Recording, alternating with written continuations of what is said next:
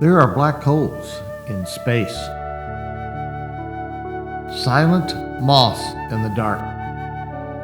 Gravity so strong, even light forgets how to leave. They sit at the center of galaxies, ancient listeners, pulling stars into stories we cannot see, only feel. Astronomers don't look at them, they watch what bends, what spirals, what disappears. Because mystery doesn't announce itself. It whispers through effect, through motion, through absence. What you cannot see still shapes the way the universe moves. What you cannot touch still pulls on you. Some truths don't shine, they draw you in. Some black holes are born when massive stars grow tired of burning, collapse under their own weight, becoming smaller than thought, but heavier than belief. Others were born when the universe took its first breath, when everything rushed outward, and some things chose to fall inward instead. And at the center of galaxies, there they wait, older than memory, their origin still arguing with itself, their presence undeniable. Einstein said space-time could bend, that mass could curve reality, until escape was no longer an option. The line is called the event horizon. Cross it, and your future seals shut without a sound. No alarm, no tremor, just a quiet moment where turning back is no longer written into the laws. What you cannot escape does not always feel like danger. Sometimes it feels like silence. Sometimes it feels like surrender. Sometimes it feels like truth. What you cannot escape does not always feel like danger. Sometimes it feels like silence. Sometimes it feels like surrender. Sometimes it feels like truth. At the center, the singularity, a place where math breaks down, where infinity presses its face against a single point. Space and time, folded so tight, they forget which way is forward. A black hole reflects nothing, keeps every secret. Yet, even then, the universe finds a way to speak. A whisper of Hawking radiation, so cold, so faint, it's almost a promise that nothing is ever completely still.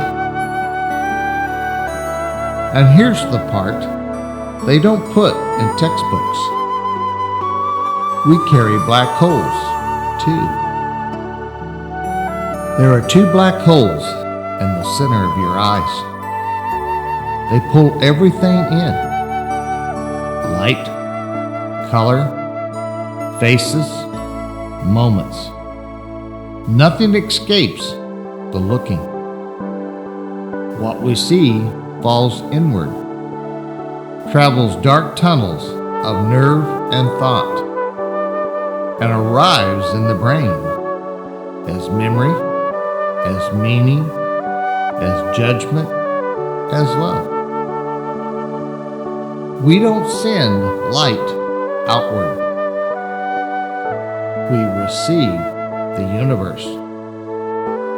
And once something enters our gaze, it changes us. So choose carefully what you let your eyes hold, because every glance carries gravity, every moment seen leaves a mark. Because every glance carries gravity, every moment seen leaves a mark. We are shaped not only by what we live through, but by what we allow ourselves to truly see. This is the weight of seeing.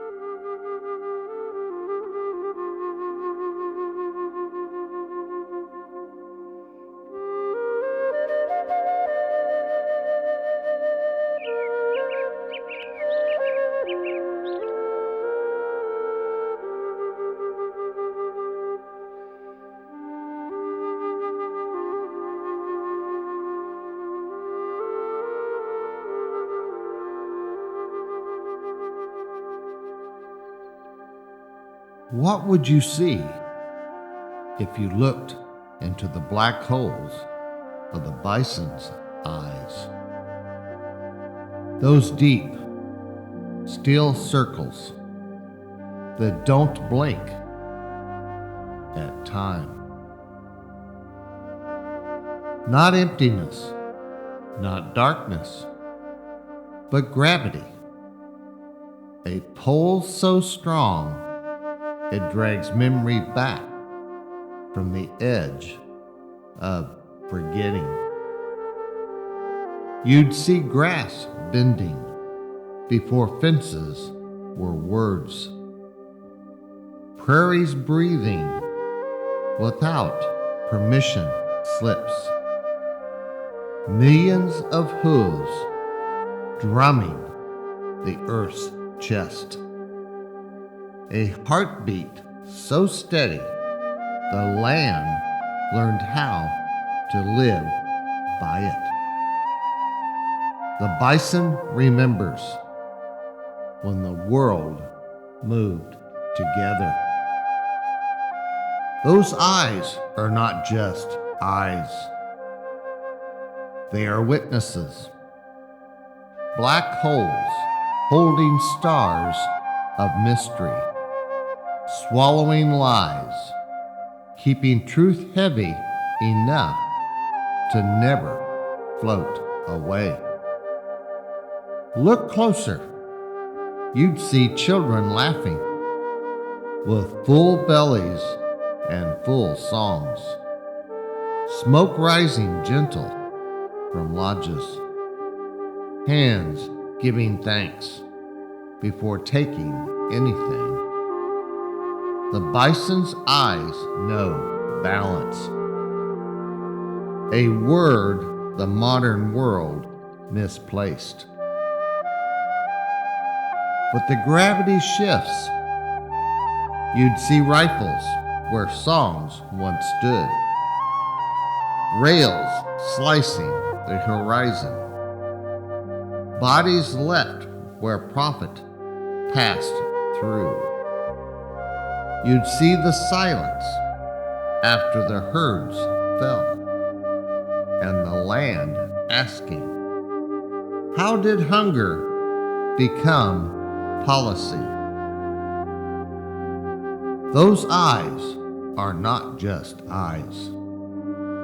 They are graves and galaxies. Black holes holding screams and prayers, pulling the truth inward so it cannot be erased by textbooks or time. The bison does not speak English. It does not argue history. It simply stands, massive, breathing, carrying the weight of what was taken and what still waits to return. If you let yourself fall into the darkness, you'd come out changed. You'd see survival is not conquest, that abundance is not ownership, that respect feeds longer than greed ever could. Those eyes are not just eyes. They are portals, black holes where truth bends light, where the past refuses to die, and the future asks quietly, will you remember us this time? So what would you see in the black holes of the bison's eyes? You'd see a mirror, and the question staring back would be yours.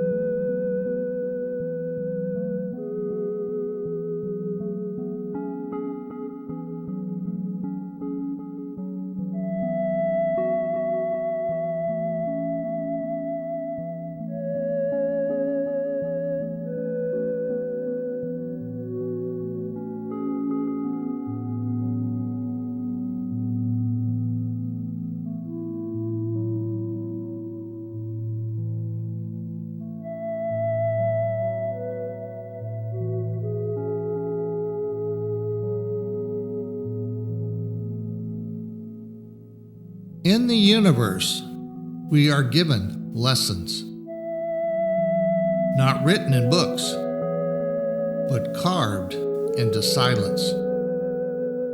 Black holes in space teach us about gravity, about what happens when taking has no end, when even light cannot escape what consumes. And there are black holes here too, not above us, but within us, in the center of our two eyes, where memory gathers, where truth waits to be seen or ignored. What we look at is not always what we see. What we take is not always what we understand. Everything watches. Everything remembers. Nothing forgets what was done without respect. Look into the eyes of the bison. Two dark mirrors, holding generations. They are not holes of emptiness, but of history.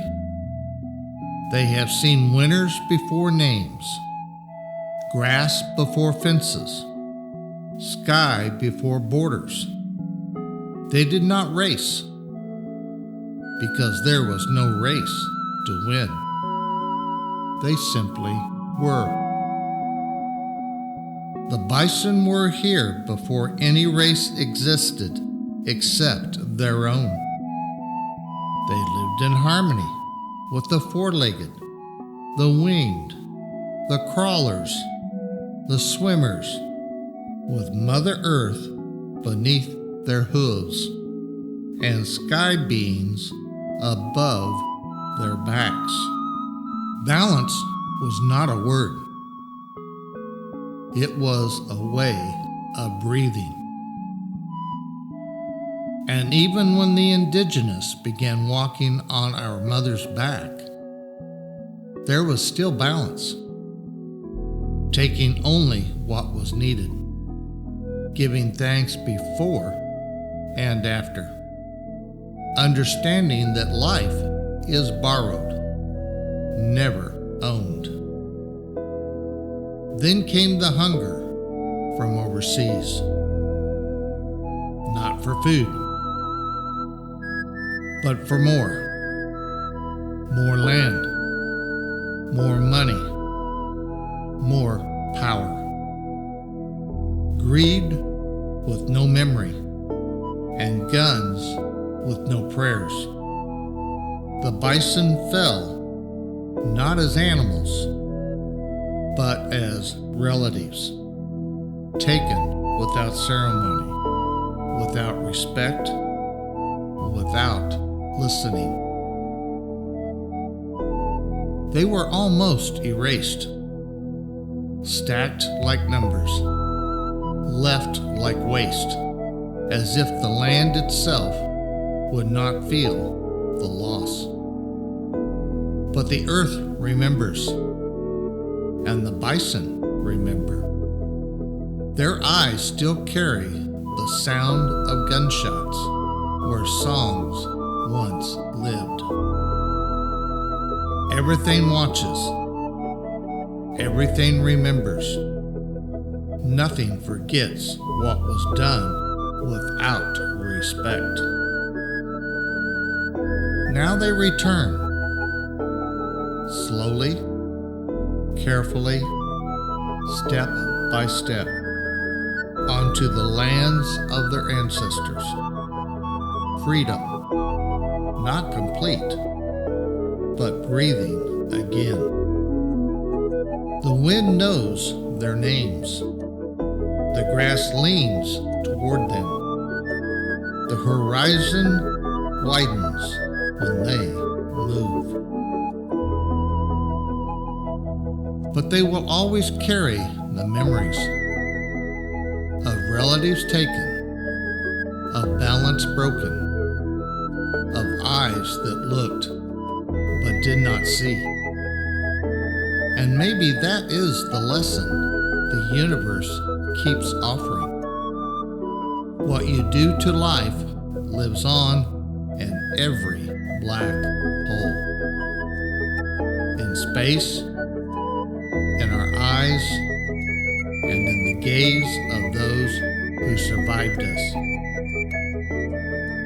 Everything watches. Everything remembers. The earth remembers. The bison remember. The sky carries it. And the water? The water is always close. Close enough to hear the hooves. Close enough to hold the blood. Close enough to carry the tears back into the land. Nothing is ever lost. Nothing is ever gone. The water is always close. The water is always close. The water is always close.